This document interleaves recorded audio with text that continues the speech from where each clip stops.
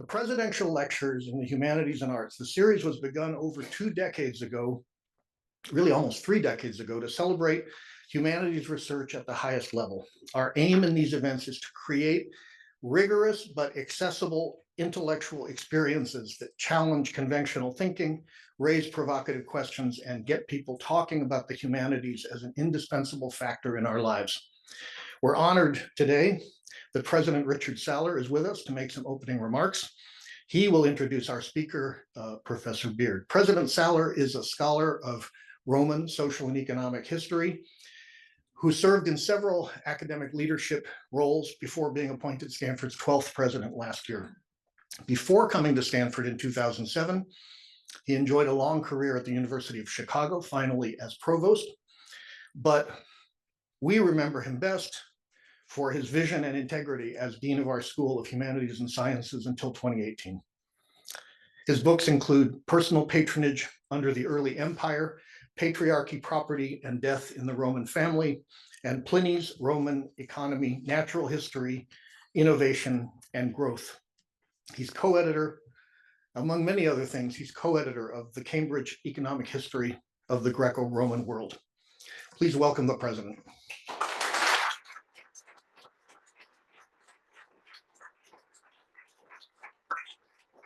Thank you, Roland.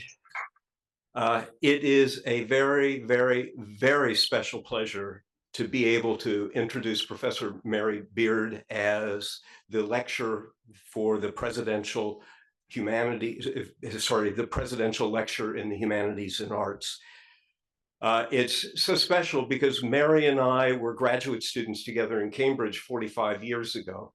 And so I remember Mary from weekly seminars and more than weekly drinking at the pubs.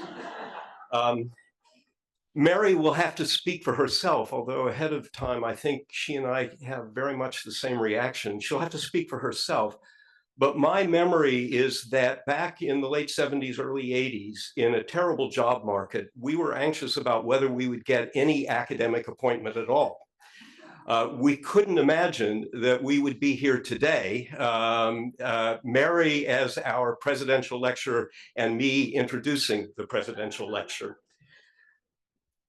Mary has become, over that space of time, one of the leading Roman historians in the world, and I think certainly the most visible Roman historian in the world. She's managed to do what only a select set of academic historians have been able to do. That is to combine respect among fellow scholars with a highly visible role as a public intellectual. Her most recent book is Emperor of Rome, Ruling the Ancient Roman World. I, as a jaded Roman historian, didn't think that anybody could find anything new to say about Roman emperors after 2,000 years. But I was wrong. Mary has a fresh take on the Roman emperor as a subject. She treats it as a culture, the emperorship as a cultural phenomenon and as lived experience. She does this not by projecting imaginary emotions on individual emperors, a method that I think is not warranted, but by describing the emperor's physical and social context.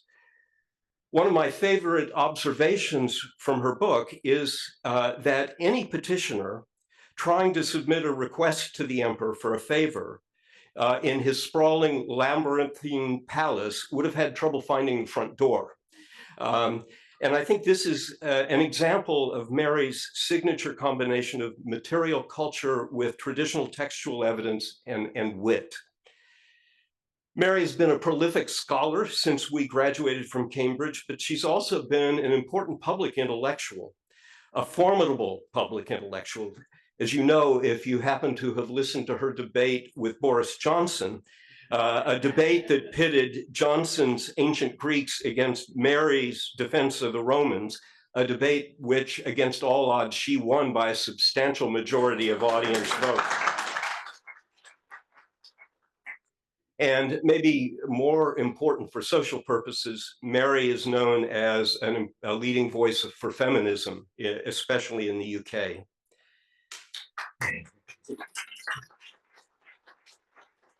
Mary's distinction in the field of classics has been recognized by a number of honorary degrees and membership in the British Academy and the American Philosophical Society. And in 2018, she was put on the honors list as a Dame Commander of the Order of the British Empire. For anybody who knew the transgressive graduate student from the 1970s, this is simply astonishing. Mary's topic this afternoon, Unlocking the Cases, Museums and the Anxiety of History, is particularly appropriate here and now for two reasons, I think. First, here, in founding our university, Jane Stanford paid special attention to the museum, acquiring artifacts as she traveled around the world, especially Australia. Leland Stanford Jr., after whom the university is named, had taken great pleasure in acquiring stuff to be housed in the museum, much of it not particularly valuable or elevated.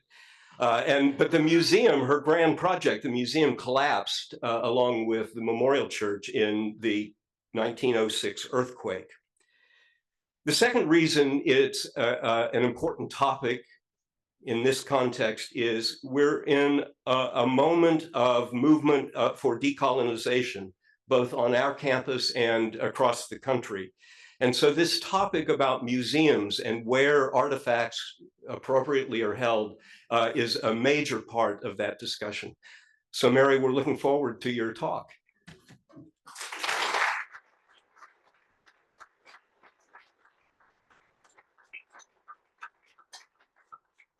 Thanks very much, Roland and Richard, and thanks everybody for coming. I think I should say that if people have particular questions about graduate student life in Cambridge in the late 1970s, particularly as featuring Professor Salla, I will answer those privately afterwards. Okay? So as not to embarrass anybody. I want to start with a cartoon that you see here from 1916 called The Boy Who Breathed on the Glass in the British Museum. It covered a full page in the famous British satirical magazine Punch and told the story of a young boy who went to the British Museum to see the Egyptian mummies. As he looked at them, he breathed on the glass. For this, he was instantly arraigned by a gallery attendant who delivered him into police custody. He was banged up in the cells, then taken to court, where the judge handed him down a long prison sentence. We see him at hard labour in the prison, and years later, we see him being released. At which point, he went straight back to the museum. He breathed on the glass again, and collapsed and died. This sinister story is perhaps more puzzling than it looks. For a start, its then famous creator, a cartoonist called H.M. Bateman, didn't usually do this kind of thing. He did produce a series of cartoons entitled The Man Who or The Woman Who, but these were mostly light jokes about people breaching etiquette. The man who asked for a second helping at a city dinner, or the man who threw a snowball at St. Moritz. So this is very off-piste for Bateman, sorry, unintentional. And the point of the cartoon isn't as clear as we might imagine either. It's easy for us to read it as a critique of class and of the elitism of the museum. The boy's flat cap is now seen, I suppose, as a stereotype of old-fashioned British working class clothing. But if you look at the rest of the boy's outfit, and especially at the clothes of mum and dad, he is seen in the tearful farewell they take from Sonny as he goes off to jail. They are dressed posh. Dad's holding a top hat, for example. So it's probably more about youth than about class. But whatever the nuance, it is certainly an early 20th century pre-Foucauldian commentary on the museum as an institution and a mechanism of social, cultural power and exclusion. And it's not the only one from this period. I found a similar cartoon of 1898 showing a dishevelled old man being taken away by a policeman because he was trying to open a closed window depicted in a painting. He was reaching the painting, trying to open the window. The message, I suppose, being that the ignorant shouldn't be let into museums and certainly shouldn't touch the works of art. And it's not entirely fiction either. Here you have the government regulations that actually do threaten prison plus hard labour or whipping for damaging in the UK any museum object. The UK Malicious Damages Act of 1861. But it's the boy who breathed on the glass at the British Museum who is my mascot for this lecture, and I'll be returning to him very briefly at the end. Now, I should say at this point that I am a trustee of the British Museum, but I'm not speaking as a trustee here tonight. I'm here as me. And I am very happy to answer specific questions about the British Museum after our formal proceedings are over, and to take any brickbats or compliments that you want to throw at me. But let's leave that till the end, because during the lecture, although I shall quite often take examples from the BM, I'm using them to illustrate wider issues and aspects of museum culture. But let me, because I think it's useful at this point, let me preempt one obvious question and say now that if you were to ask me, do you think that all the objects currently in major Western museums will still be there in 50 years' time? I think I'd be prepared fairly confidently to answer no, I don't. And if you followed that up with, would I be happy with that? The answer is broadly yes, though I shan't be here to see it. So who knows? Okay, the story of the boy and his breath shows nicely for me, I think, how for well over 100 years now, museums have been the sites of contestation and disagreement. In fact, throughout their modern history, 250 years or so, museums have acted as lightning rods of cultural debate, as well as attracting protests and violence. For decades, from the suffragettes to Just Stop Oil, they've seen their paintings slashed and glued. And there is, I think, anyone looking for a good book subject, there's a challenging book to be written on the murders that museums have hosted across the world. A particularly gruesome one, I have to say, in London's National Portrait Gallery in 1909, which left 2 dead bodies in this room here, in front of the portrait of one of Britain's most tragic failures. Tragic failures tend to end up in the National Portrait Gallery. I think this was the stupendously unsuccessful Arctic explorer, John Franklin. But that, murders, etc., is another story and not for this afternoon. It is easy, I think, to suppose that our own generation is the first to have questioned the ideology of museum culture, or to have worried much about what museums put on show, to whom and where. But to imagine that would be an awful, self-serving, presentist fallacy. Seems to me that part of the function of the modern museum has always been to provide a relatively safe space, if you leave the murders on one side, that is, for arguing about ourselves, about how we see the world and its histories and its hierarchies. To put that a bit more strongly, I think museums would not be doing their job if they were not controversial and not making us anxious.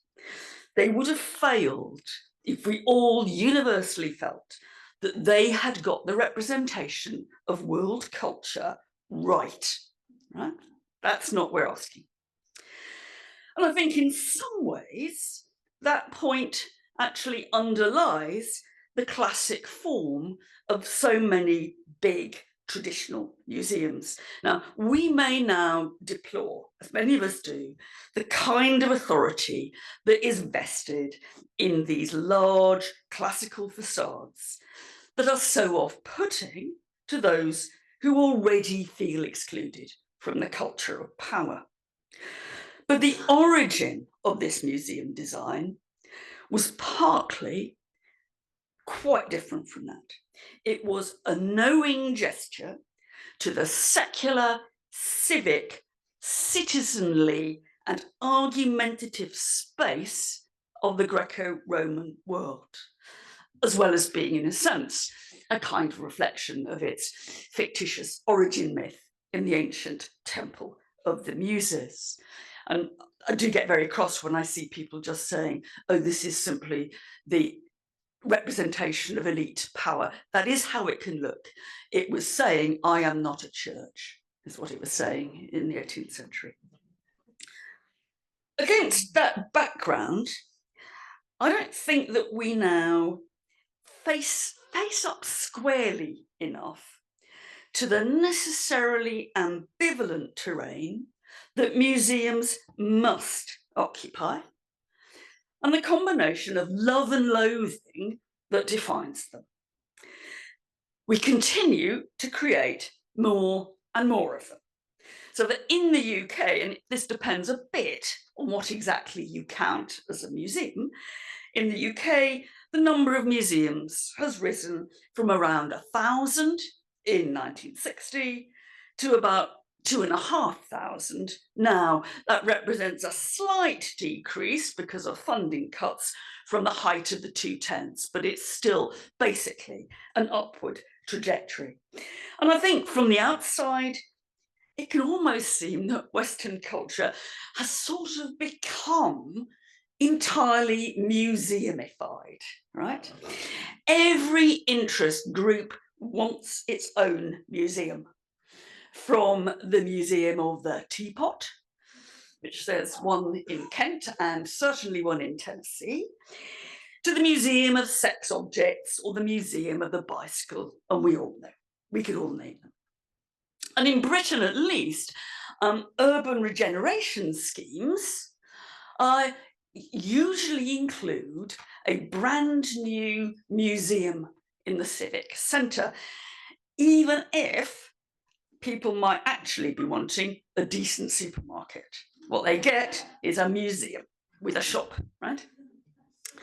And to think a bit more internationally, I suppose, I do sometimes stop and wonder if the Western desire to spread museums to parts of the world that have always done fine without them will one day come to be seen as kind of colonialism's last gasp, you know, the battle of the museums, right?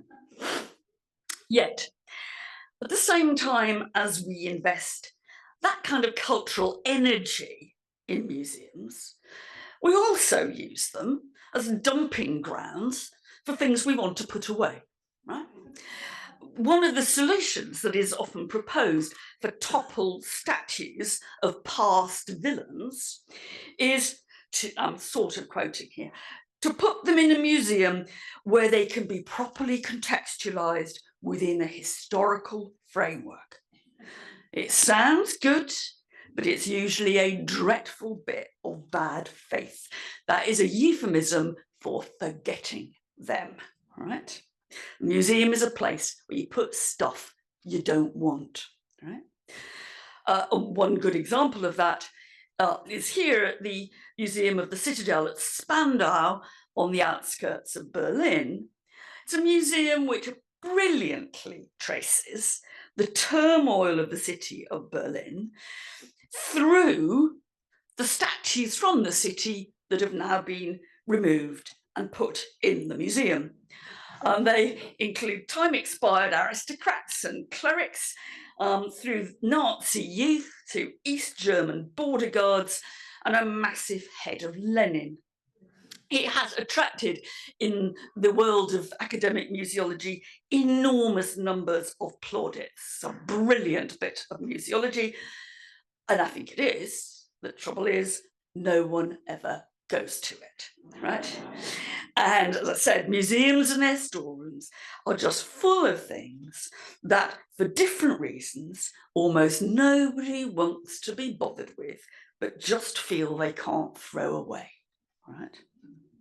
So we've got this ambivalence between our museum enthusiasm, a kind of museum culture, and the fact that we're using them like Granny's attic and never looking at them. But I want now to flesh out some slightly more specific historical debates around those issues. When I say that there have always been contestations at the centre of museum culture, those contestations don't, of course, always overlap with our own, which can make it easy to overlook them as contestations. Now, one obvious example is the segregation or policing of objects within the museum, and the prohibition on certain groups on seeing certain things. Putting so-called erotic images out of bounds to women and children is now often dismissed as a predictable and slightly silly part of 19th century prudery, which gradually gave way to a more liberal regime like ours. But the collection of ancient erotica from Pompeii and from elsewhere in the Museum of Naples, which was placed off limits for women, children, and priests in the early 19th century, tells a slightly edgier and more complicated story. It's not one of gradual opening up, but of cultural power politics always at play around the question of who can see what in the space of the museum and who decides. Now, Garibaldi, for example, liberated the so-called secret cabinet of the Naples Museum in 1860 after he just liberated the city of Naples. But it was soon shut up again. And that was just one of any number of ups and downs in policies of exclusion and inclusion that went on until the early 1960s, century after Garibaldi liberated it. And in many ways, the 1950s saw the most restrictive regime here, although the principle had become by then not so much who you were that counted in whether you were allowed in or not to see the erotica, but why you wanted to see it. The idea was scholars, yes, let's hope they're not women, but scholars, yes, be casually curious, no, right? And there was no shortage of debate, actually, about the revealing inconsistencies of all this throughout those couple of centuries. At one stage in the 19th century, and it's captured in this photograph, the Naples Museum put all the naked Venuses together in a men-only zone. Right? Now, power play, it certainly was, but it didn't take long for people to point out the obvious illogicality of banning women from seeing statues that were more or less statues of themselves, right? Why do you ban women from seeing naked women? Naked men, maybe, naked women, no. The reductio ad absurdum of all this came in 2000, when the Naples Museum mocked up a version of the secret cabinet of pornography, which was not remotely like it ever was, and gave it a barred metal door, but it was now open to all comers. And it's still there, and it's still acting out its own version of contested exclusion, and I think encouraging visitors to pretend that they have been allowed to see the forbidden, but which isn't forbidden at all any longer. It's playing, actually, this kind of mock-up, it's probably vulgar mock-up, is playing with that museum paradox of who sees what and when. So we are being allowed in, aren't we lucky? Because we are allowed to see this stuff, but then so is everybody being allowed in, never mind. For us, though, I think a lineup of cheap fallacies doesn't seem a particularly big deal. But we do have our own anxieties and controversies about what should or should not be on display. And I think quite near the top of that list would be human remains. And it's a concern that goes back further than you might think. Already in 1949, the director of the BM, Sir John Forsdyke, publicly opposed the display of Egyptian mummies. Here you can see a version of the British Museum's Egyptian mummy display a century before Forsdyke. This is what he said, a bit pompously. I do not know when they were first shown, but their exhibition is probably related to the time when corpses were common objects of respectable curiosity. And like almost all museum directors ever since, all over the world, he went on to grapple in this speech with the awkward paradox that these human remains, of which he so disapproved, had also long been some of the biggest crowd pullers in his museum.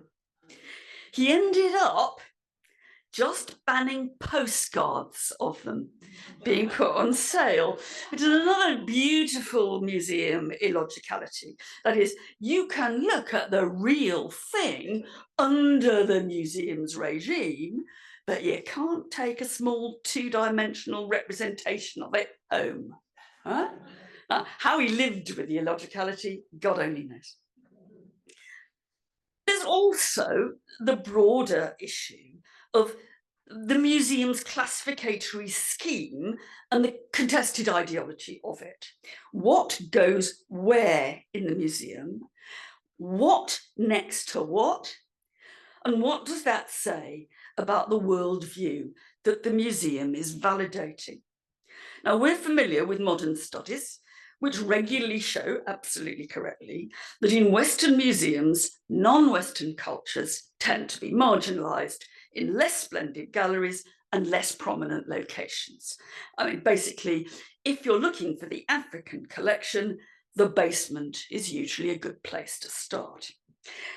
But those same issues have been on the agenda for over a century. In 1909, there was a major public bust-up in the UK with enormous press coverage about whether there should continue to be a separate Indian museum in London, or whether the Indian collections should be disaggregated and divided between the other museums. Doesn't take much to see that more was riding on that than simple location and convenience. But my favourite example is on a smaller scale in Cambridge, where a new museum in what was effectively a single open plan large gallery was opened in the 1880s.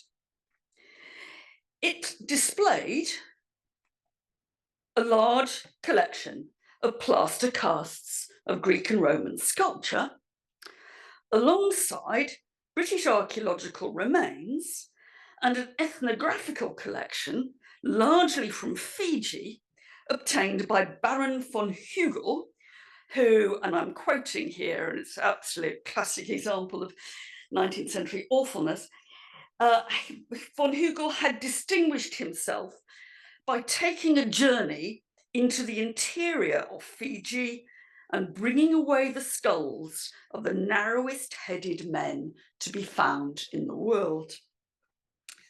At the opening celebrations of this museum, and we have a full transcript of the proceedings, some speakers praised this brave collocation that you see on the screen, suggesting that you actually gained something by seeing these things side by side. Others hinted at difficult incongruences, which the speeches themselves inadvertently accentuated. One speaker lavishly praised the plaster casts precisely because they were harmless replicas, not, he said, not objects stolen from the only places where they can have their full value. It's already in the 1880s, someone saying that, and that someone is actually the father-in-law of Arthur Evans, who was the excavator of Knossos. But how did that harmlessness fit with the fact that the Fijian objects were not replicas?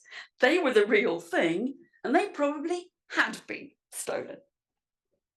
A lot of soul searching led the museum management the very next year to solve this problem by erecting a wooden partition between the plaster casts and the Fijian ethnographica. Right? Just put up a partition. Right? So you didn't have to see them together any longer. Now, that isn't, well, it's partly, it isn't just a little Victorian curiosity. It's part of a slightly kind of trivial and quite funny part of important and unavoidable debates about where things go in a museum and how we deal with the contradictions of display that we find there, even if it isn't by putting up a partition. And it also nudges us gently in the direction of theft and loot, which I want to come to. Now, the museum stories I've been telling are true ones. But as the boy who breathed on the glass shows, fictional stories are central to museum culture too. They're how we learn to think with and about museums. I grew up with classics like David Lodge's The British Museum is Falling Down. I read my own kids' Milan Trenk's slightly disconcerting fantasy of The Night at the Museum. And I've learned a huge amount about how the museum appears as a disruptive force in early 20th century novels from Ruth Hoberman's book, Museum Trouble. But my current favourite is Leila Abouleila's short story, The Museum. It tells of Shadia, a Sudanese student at an inhospitable Scottish university, and her tentative relationship with a local working class boy on the same course. It's a brilliant miniature, actually 19 pages, of deracination, power and powerlessness, and disputed hierarchies. Unlike Shadia, Brian, the local boy, is awkward, he's gauche, and he's poor. But he, unlike Shadia, is at home, right? And the story ends with their first, and we have to assume their last date in the local museum. There, part of the display highlights the role of the Scots in the British Empire, which Brian finds absolutely fascinating. Shadia, by contrast, is repelled, not so much by the one-sided narrative of imperial triumph that Brian is lapping up, but by the primitivizing representation of countries in Africa as if they were all jungle and animals, not people, 7-Up, computers and cars. They're telling you lies in this museum, she says to him, casting it as a source of self-interested ideological falsehood, not a source of truth. And that's another big question about the museum. Is it telling you the truth? And this short story reveals that. There's nothing explicitly in it about where any of the material on display belongs, but that question does hover over it. And it's the direction I want to take for the last 15, 20 minutes of this lecture. Now, I'm not going to offer any straightforward line on the notorious debates on museum restitution or repatriation that I'm evoking here. I'm not sure there is a single line, and anyway, I'm not sure that I'm the best qualified to offer it. And I'm not going to argue a case on any of the particular famous or infamous controversies. I want to concentrate on less well-known cases, which, because they're less heated, can be more revealing and help us see the underlying issues more clearly. So I want to set some of those well-known debates in a wider context, and I want to state some obvious things and raise some obvious questions that don't get stated or raised often enough. So bear with me on that, because this is another case where museums act, and have always acted, as a lightning rod for cultural and political debate, and again, it's partly what they're for.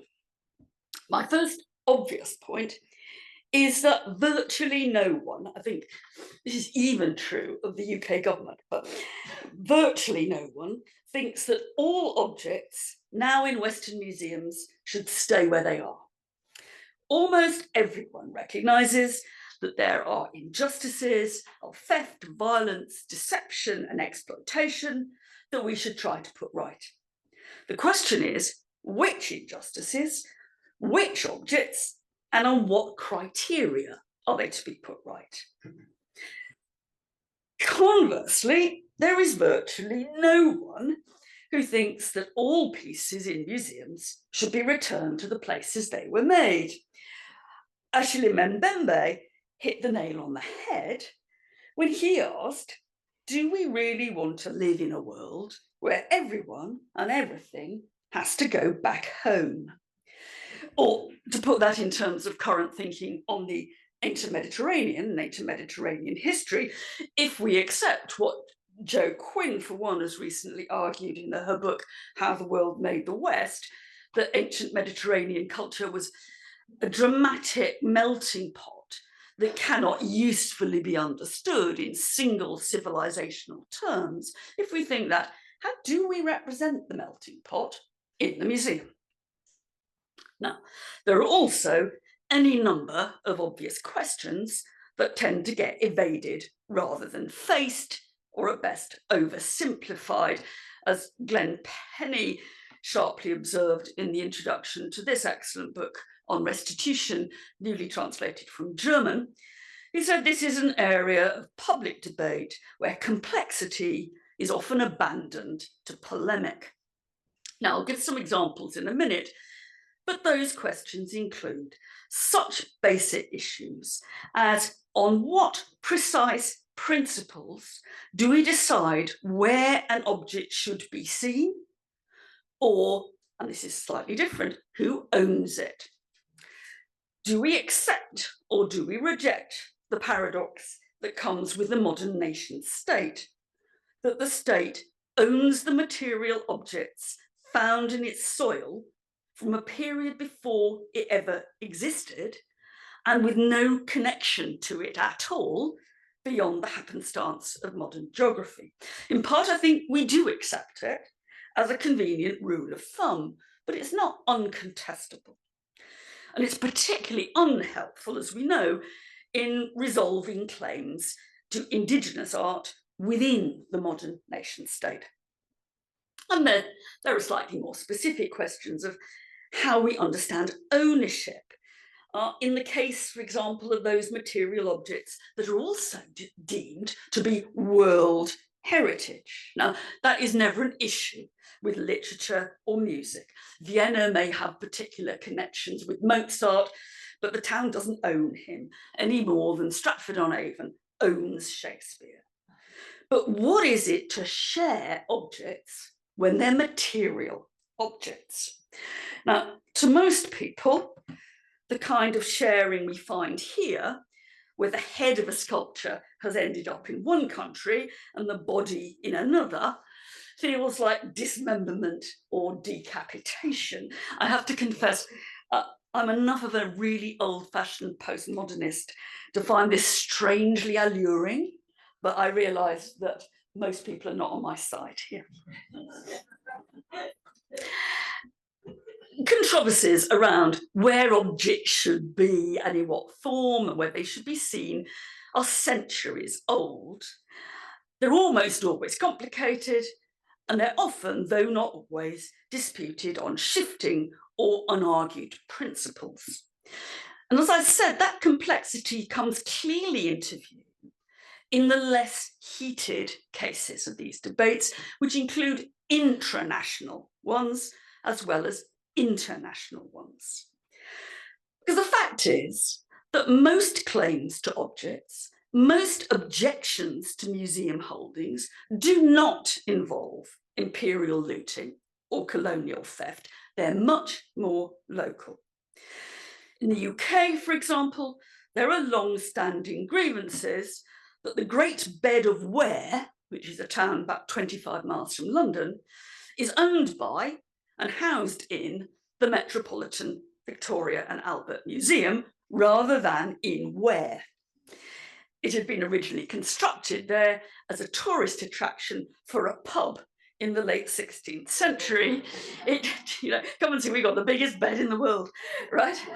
It changed hands several times until the last owner, who didn't live in Ware, sold it to the Victoria and Albert Museum, who are now pressed to give it back, though to whom is not exactly clear. Rather more complicated are the Lewis chess pieces, made of whalebone, dug up in the late 12th, made of whalebone in the late 12th century and dug up in sand dunes in the Scottish island of Lewis in 1831. Most of them have since been owned by the British Museum, some have been owned by the National Museum of Scotland, and some pieces are regularly displayed on loan from time to time in Lewis. While there are also regular claims that they should all be returned there. The Lewis chessmen belong in Lewis. One complication, though, is that they have almost nothing to do with Lewis at all. They were almost certainly made in Norway, and they were dropped in Lewis by someone bringing them west to sell. He or she somehow lost them, after which they spent several hundred years in the sand dunes. Now, in case you think I'm seeing this only as a British issue, try the extraordinary pieces of Roman sculpture from the small village of Sperlonga in central Italy, discovered during road building in 1957 in tiny fragments, now pieced together and on display in the small museum on the site. Most people walk straight past the plaque at the entrance to the museum, which records the speech of the archaeologist Marcello Gigante about the finds and their place in Sperlonga. The people of Sperlonga, plaque, and he said, held out with tenacious dedication against the idea that these precious discoveries should be transported into the omnivorous maw of Rome. Glory to the proud old ladies in black, to the fearless young men for realizing that the archaeological heritage should stay in the very spot where it had come back to light.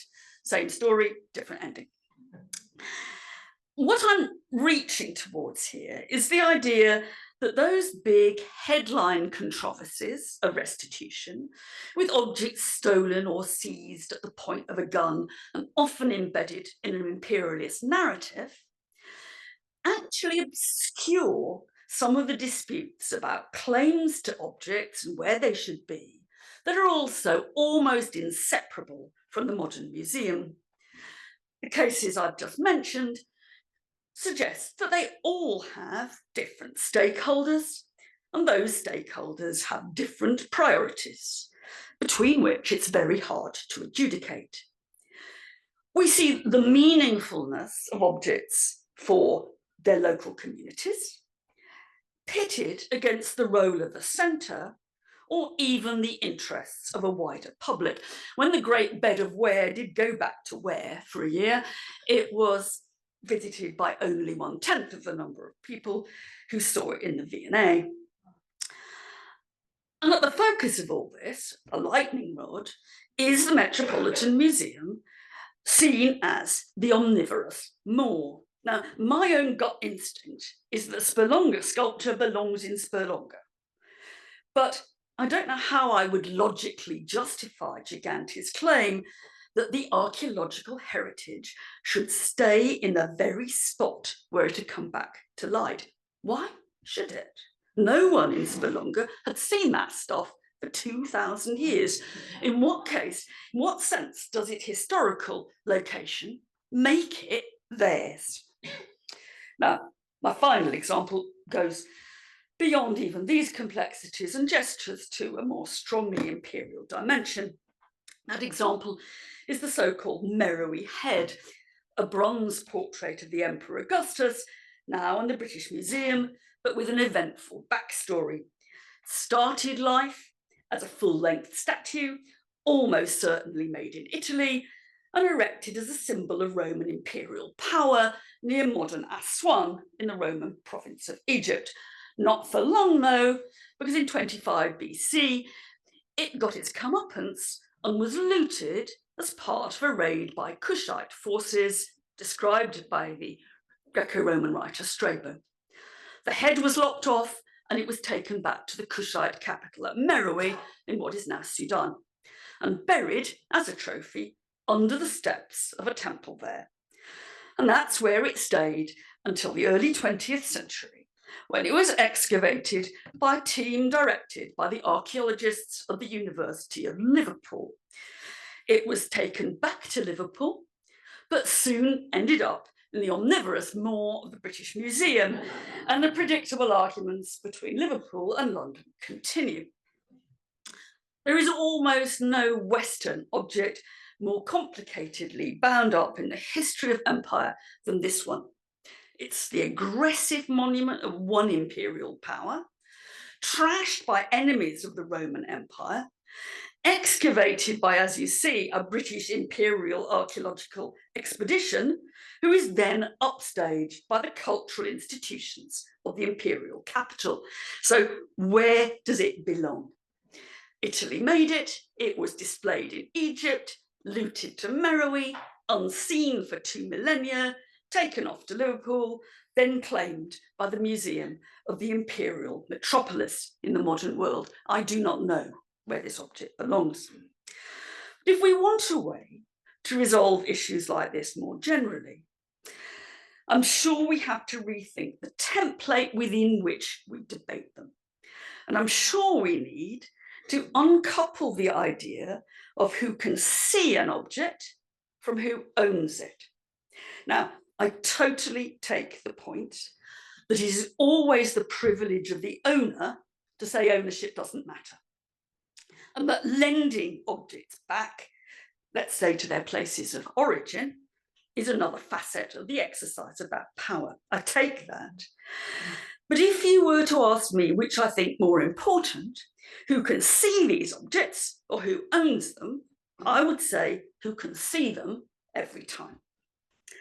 And putting it like that can prompt us to think very differently about the nature of the museum of the future. Not so much a treasure house of objects, but an engine of their sharing as case openers, not case closers. And I hope you don't mind if I finish with some blue skies fantasy.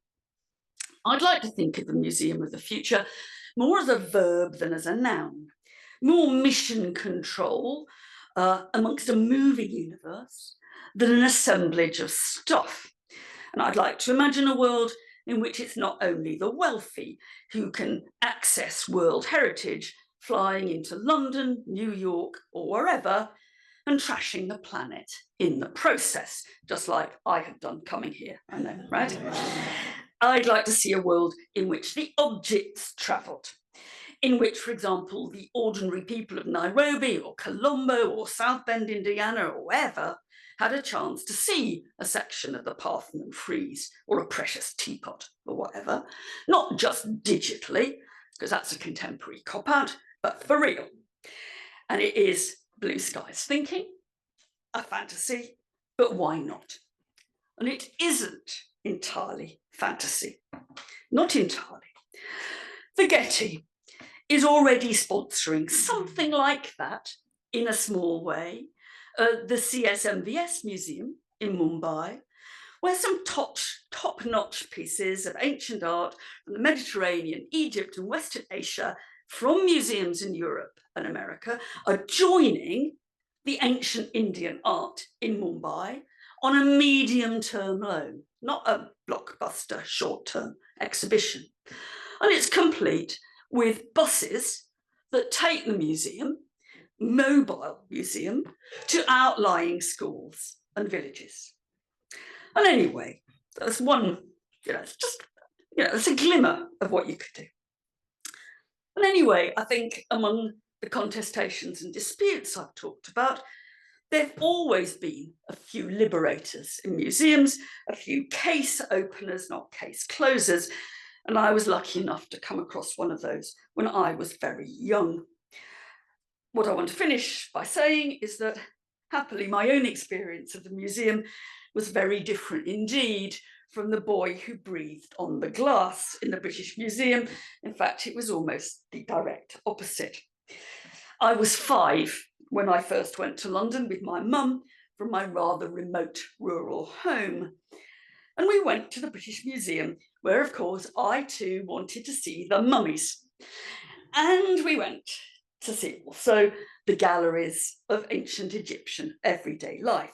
Now, museums, for those of you who can remember in 1960, were not child friendly. The cases were high, hard to see into if you were little. At one point, my mum spotted a piece of carbonized Egyptian bread or cake. There it is, I think, 4,000 years old at the back of a case, which I was desperate to see. She tried to lift me up, but I was awkward and wriggly and we were weighed down with bags. And I suspect I was breathing on the glass quite heavily. When an old man came by, or old as he seemed to me, I expect he was about 40, right? He didn't turn me into the police. He asked me what I was wanting to see. And I instantly said, that piece of cake at the back, right? He must have been a curator because he instantly got some keys out of his pocket. He opened the case, he reached to the back, he fetched the cake out and held it right in front of my eyes. And I tell you, it was a magic moment. And I have been grateful to that case opener ever since. And it's his example, whoever he was, long dead, I imagine. It's his example I always have in mind when I try to think about the more open museum, the moving museum of the future, or when I try, literally or metaphorically, to open cases up for other people, whether it's in real life or on the telly or whatever. So I think there are some models out there we could think of when we think about how to do it a bit differently. Thank you.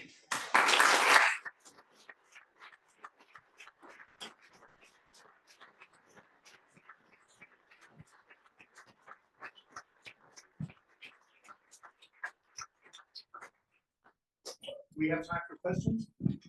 Yeah. What should I do? Where should I be? Will you choose that? I'll put my glasses on and I'll see. Right. I don't know what happens if anybody's got a question online, but I assume that would be I don't have to fret about that. Okay. Someone had better have a question because I've come a very long way.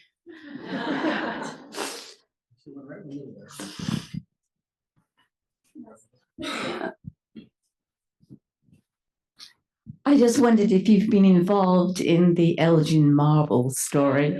No. If you want to talk to me about this later on, I am very happy. What did I say at the beginning of this lecture? I said I'd be very happy to talk about specific cases after we have finished. I think that if you try to put them together with what I've been saying, I'm not going to answer your question, so dream on. I will later, don't worry. I think that the point I've got is that we have restricted our sense of problem and anxiety about where objects should be to some of those very big high-profile cases. Parthenon marbles would be one, the Benin bronzes would be another, the Moai would be others, right? And they're all good and they're all bad and important cases. I think the point that I would want to say is that actually very, very many museum objects are contested about where they should, where they should be are. And if we concentrate only on the very top, the bit that is, the bit of the iceberg that's out at the sea, we'll actually miss the fact that somehow constitutively, the museum is a space where it's very hard for us to agree what belongs in it and what doesn't. And I think that that's not going to solve the Parthenon marbles issue for you. But I think that thinking about that, thinking about the Great Bed of Ware or the Lewis chessmen and the feelings, I kind of think the Lewis chessmen, they're called the Lewis chessmen, they should be in Lewis. But trying to work through how you adjudicate between different stakeholders is very hard, and it applies across the board in museum objects. As I said, I also said carefully, and I hope you took the message, that if I was asked, did I think that all objects in Western museums would be where they currently are in 50 years' time? I think they won't. But objects move, the point is these objects move around, and we have to decide where they move to.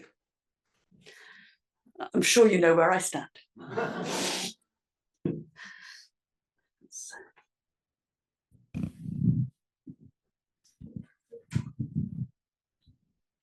Thank you.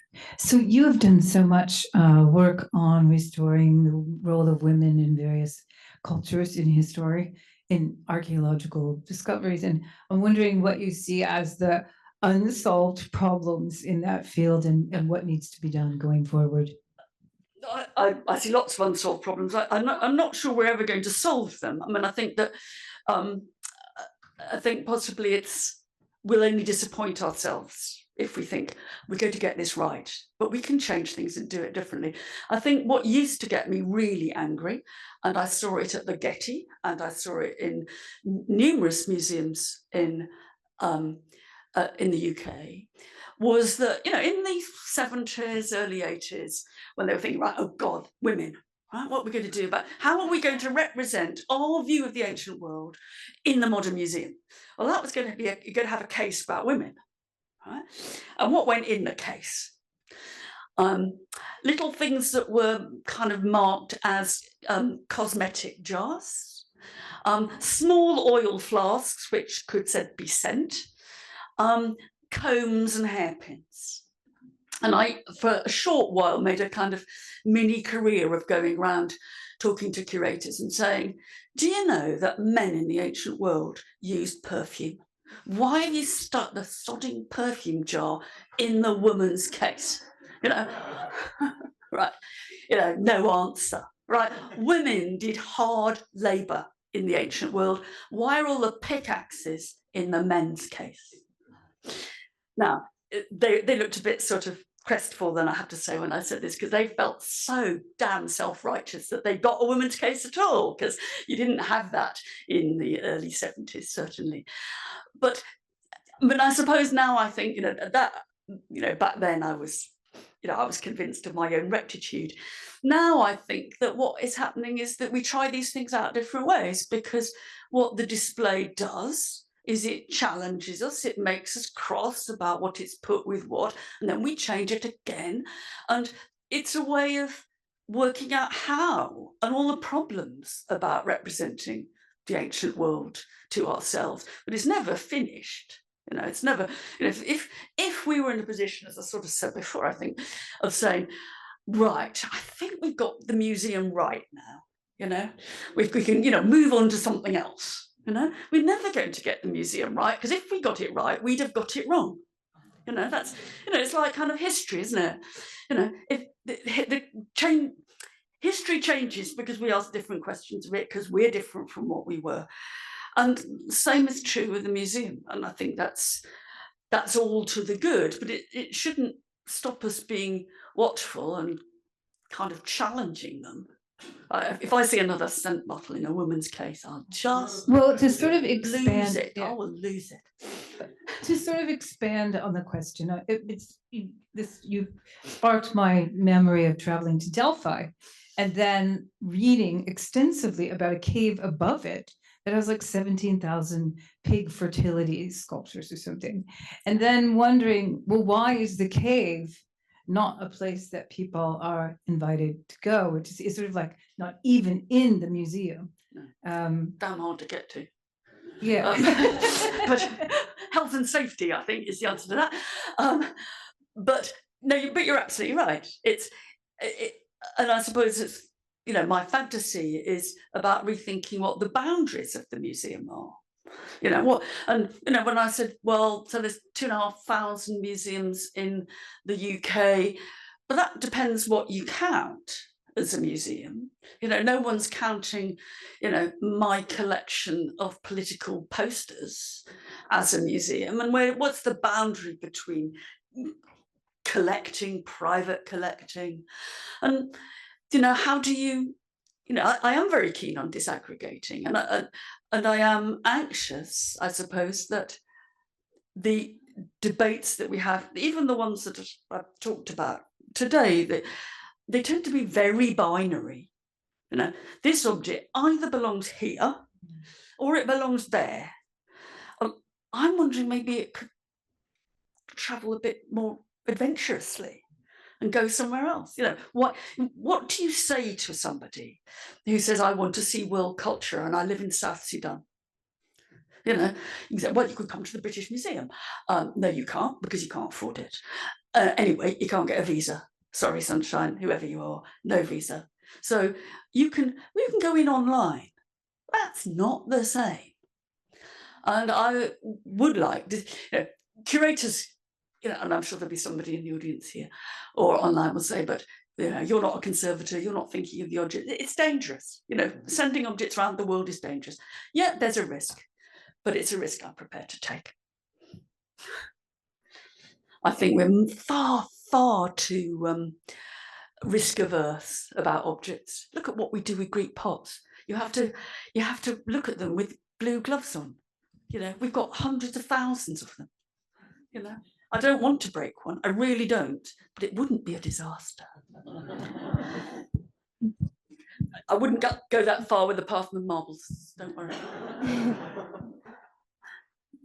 Hi, I have two questions for you. My first one is, I guess every time I go to a museum, I'm always torn between wanting to understand the historic original intentions of the artist and also wanting to add my own emotions or my own reactions to it. To what extent would you suggest that we try to seek one or the other? And how do we sort of balance the desires for wanting to understand the original intentions of the artist and not sort of adding on that anachronistic baggage, but still being able to fully soak in being able to have a personal connection to the art? And then my second question is a little similar to the one on the Elgin marbles, but I'm curious about I think I now have more or less a sense of your takes on the Elgin marbles maybe, but I'm curious about your opinions on the NAGPRA Act, which was an act that was passed earlier this year in America that now requires Native American or any Native American artworks that were presented or displayed at museums without the previous consent of Native Americans. Now they're all required to receive consent from those communities. Are your thoughts similar on that? And I guess just because given the differences between that being more of an individual level as compared to an international level? I think that on the first question about my own reaction versus the intention, I think what's exciting is that you can't separate those two. I mean, you can, but you have an impoverished experience if you look at only one or the other. And, you know, the great fun about doing history, you know, never mind whether it's a material object, is in a sense walking that tightrope between wondering what it felt like to be there, and what the aspirations and motivations of the original actors were, and what I think about it, how I react to that.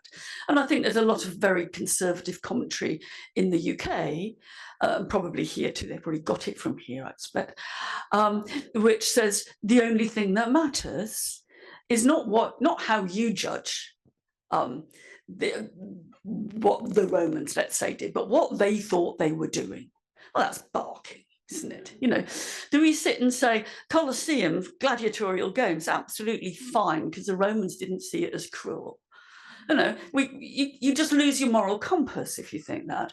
And so, you know, I think that going and looking at, you know, Titian's rapes, like reading Ovid's Metamorphoses, the intellectual profit that comes is from seeing the clash between what you think your reactions are and what you think they thought, or what the original viewer or the artist. And it's, you know, the really exciting moments are where those two things, you know, face off against one another. And I think that's, so you know, I'm going to go on being 21st century and wanting to know about how it might have felt to make or use that particular object, and to celebrate the inconsistencies rather than try and iron them out. I think on issues about Indigenous art, I think it's not, I mean, it's obviously much more serious, but it's on the same spectrum as the Great Bed of Ware. And I think that acts like that, and there are, you know, Australia would be another place where you could see this. I think that they are attempts, and they're often, I think, very well-meaning and possibly successful attempts, to try to hierarchize the claims of different stakeholders. You know, if you take what I'm saying as, look, objects don't simply have one stakeholder, and it's no good sitting here and saying your claims are nugatory, because they're claims and people feel them. And it's not for me to sit and say, I don't care what you think, because I am going to say this. I think then that institutions and governments and heritage sectors and this kind of thing, it is confronted with the issue of how then do you weigh up the different claims?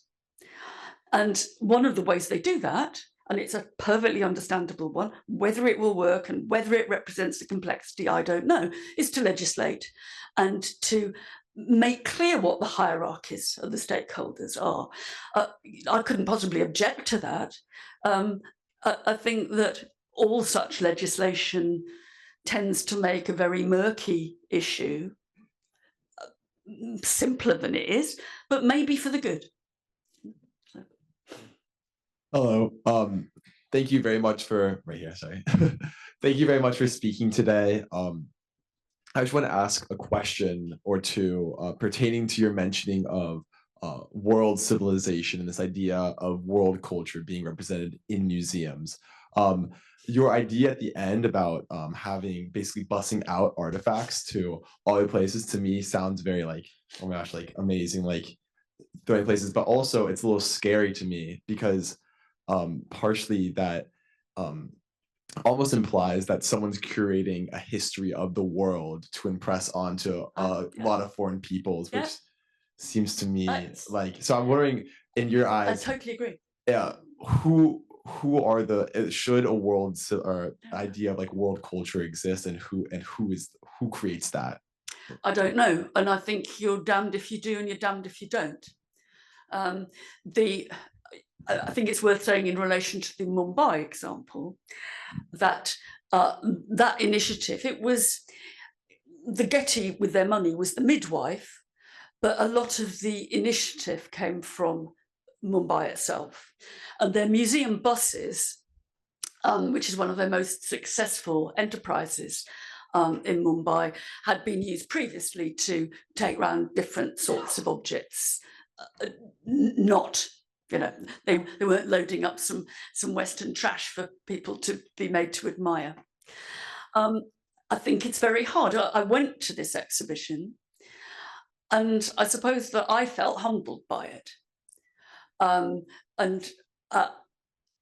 was a great buzz about it, but if I was being selfish, what I would say is when I saw things like the fragments of the mausoleum of Halicarnassus next to ancient Indian sculpture, it made me look at them new. There was something, you know, like the guys who said you looked at Greek and Roman plaster casts differently if they were next to the Fijian stuff, and vice versa, actually. I thought, I am seeing this new for the first time. So I had a very selfish reaction to it.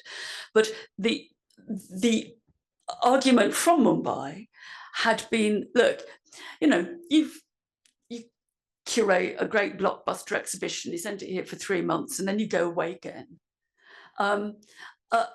That's no good to us. You know, we'll go and look, but there's a lot of people in Mumbai and the universities round about who want to teach ancient Indian art in the context of other forms of ancient art. And they said, we want it here for a few years, please, because otherwise it's not going to, we can't embed it in what we teach. Now, you know, I could stand here and I could do your argument. You know, it's a bit like my view that the museum's colonialism's last gasp.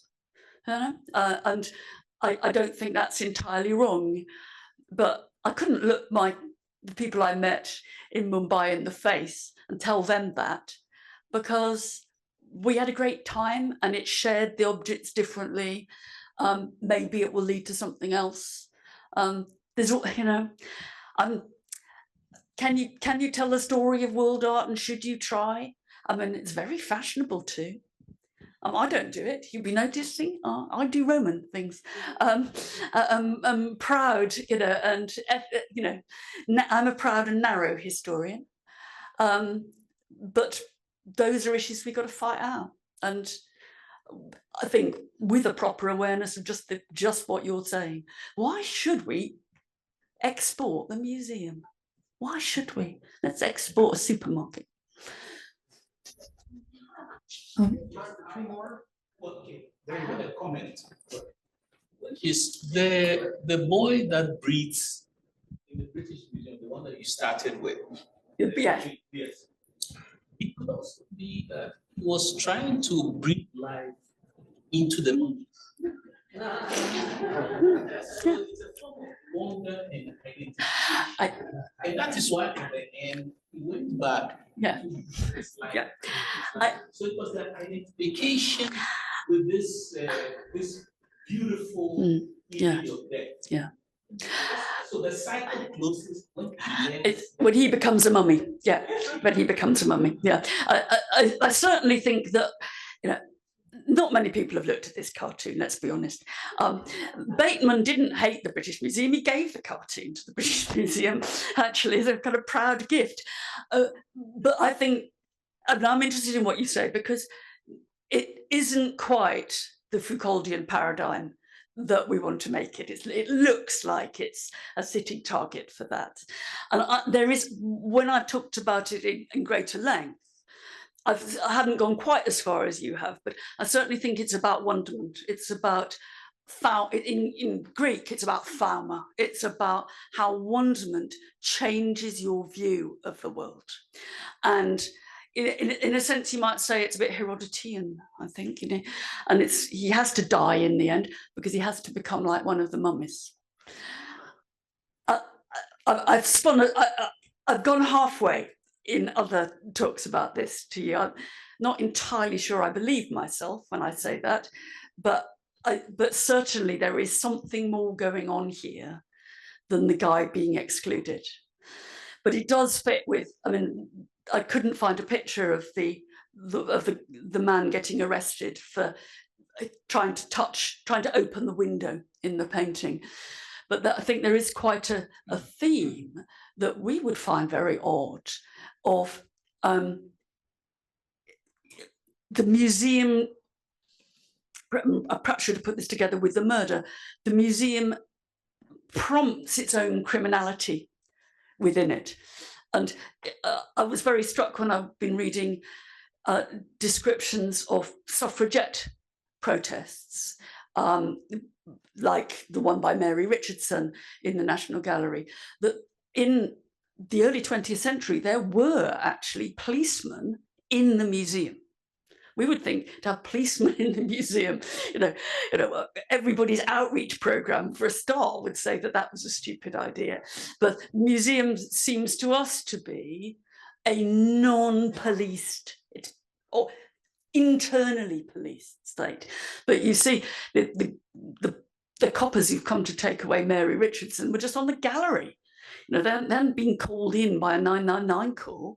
And so I think there was a sense that in the early 20th century, the museum would have seemed much more overtly a place of policing of civil order. For the last question, I'd like to give voice to something from the online audience.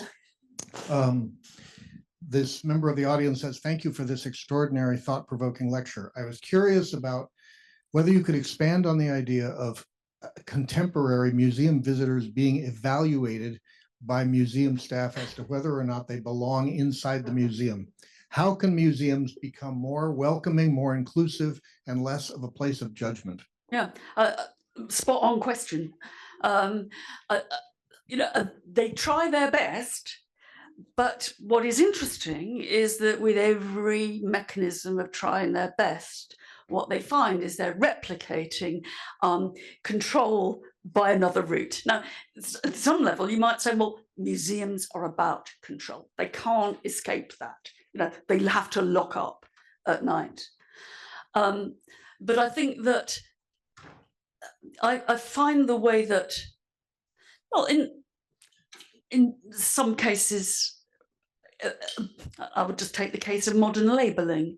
You know, I'm all behind saying to people, look, have you noticed in this painting that actually the woman is accompanied by a small black child?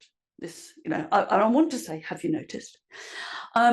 When I see labels, I tend to see labels which say, please now disapprove of what you're seeing in this painting.